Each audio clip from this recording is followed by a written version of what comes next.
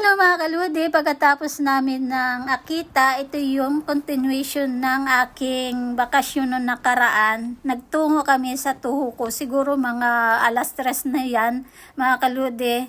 Then, yung sinasakyan namin, nagpark, tapos nagpunta kami dito sa napakagandang tanawin. Talaga namang maamis ka sa ganda dito sa Tuhuko. Tapos yung mga kasama ko, nagpicture-picture, ako naman, nag-take ng video para sa aking content. Then, ang lamig na dito mga kaludi. At yung hangin niya, napakalakas at sobrang lamig. Kaya ako, nanginginig sa lamig kahit may jacket ako mga kaludi. Tapos alam niyo mga kaludi, sinilip namin yung tubig. Ang daming isda, nagkukumpulan. Sabi ko nga doon sa kasama ko, mamingwit kami.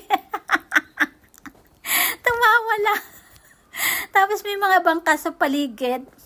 Talaga sobrang ganda ng tanawin. Talagang parang nasa isa kang paraiso dito sa Tuhuko.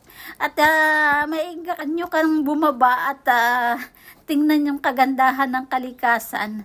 Yun lang mga kaludi.